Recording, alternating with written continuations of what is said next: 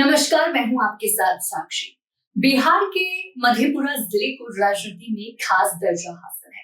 इसे समाजवादियों की धरती कहा जाता है। यहाँ की मिट्टी में समाजवाद इस कदर रचा बसा है कि मशहूर टीकाकार डॉक्टर भूपेंद्र मधेपुरी कहते हैं, अगर आप मधेपुर में पत्थर उछाले तो 100 में से 80 बार वो किसी समाजवादी पर ही गिरेगा। इस कथन में अतिशयोक्ति भले हो, लेकिन इसके पीछे एक ऐतिहासिक सच्चाई छुपी है। मधेपुरा ने बीपी मंडल, शरद यादव, लालू यादव जैसे दिग्गज नेताओं को जन्म दिया है और यही कारण है कि इस क्षेत्र को बिहार की राजनीति का सामाजिक प्रयोगशाला भी कहा जाता है।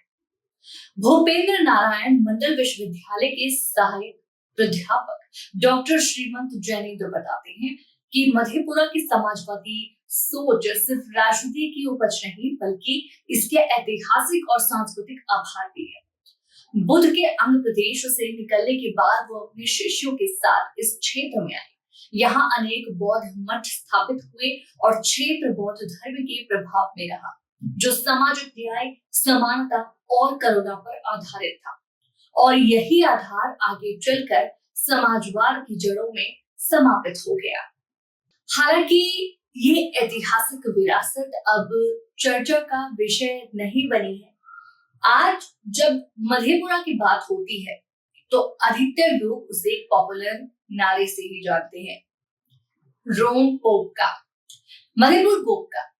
ये नारा क्षेत्र में यादव मतदाताओं के दबदबे को दर्शाता है। लेकिन दिलचस्प बात तो ये है कि पिछले 5 विधानसभा चुनावों में आरजेडी, जो कि यादवों की सबसे बड़ी राजनीतिक पार्टी मानी जाती है, जेडीयू से ज्यादा सीटें नहीं जीत सकी है। बात करते हैं 2020 की। साल 2020 के विधानसभा चुनाव में मधेपुरा जिले की 4 में से 2 सीटें आरजेडी ने और 2 सीटें जेडीयू ने जीती, जबकि 2015 और 2010 में जेडीयू ने 3 और आरजेडी ने सिर्फ 1 सीट जीती थी। फरवरी 2005 के चुनाव में जेडीयू ने 4 सीटें और आरजेडी ने 1 जीती। वहीं उसी साल नवंबर में हुए चुनाव में सभी सीटें जेडीयू के खाते में चली गई थी। 2020 का प्रदर्शन आरजेडी के लिए बीते 5 चुनावों में सबसे बेहतर था, जब प्रोफेसर चंद्रशेखर मधेपुरा सीट से और चंद्रहास चौपाल सिंहेश्वर से चुनाव जीतने में सफल रहे। प्रोफेसर चंद्रशेखर ने जेडीयू के निखिल मंडल और जाप प्रमुख पप्पू यादव जैसे दिग्गजों को हराया था। जेडीयू ने 2020 में आलमनगर और बिहारीगंज सीटों पर कब्जा बनाया था। आलमनगर से नरेंद्र नारायण यादव और बिहारीगंज से निरंजन मेहती जीते। दिलचस्प बात तो ये है कि परिसीमन के बाद से जेडीयू इन दोनों सीटों पर लगातार जीत दर्ज करती आई है और अब तक इन सीटों पर पार्टी को हार का सामना नहीं करना पड़ा है। कुछ राजनीतिक किस्से जिनके बारे में बात करेंगे। मधेपुर की राजनीतिक पहचान जो थी सिर्फ उसके चुनावी आंकड़ों से नहीं थी, बल्कि उन ऐतिहासिक घटनाओं से भी बनती है जो राष्ट्रीय राजनीति की दिशा तय करती है। मंडल कमीशन, जिसने पिछड़े वर्गों को आरक्षण देने की अनुशंसा की और देश की सियासत को झकझोर कर रख दिया, उसके अध्याय बीपी मंडल यही मधेपुरा से थे। 25 अगस्त 1992 को जब शरद यादव ने मंडल रथ यात्रा की शुरुआत की तो वो भी मधेपुरा के मुरहो गांव से ही हुई थी।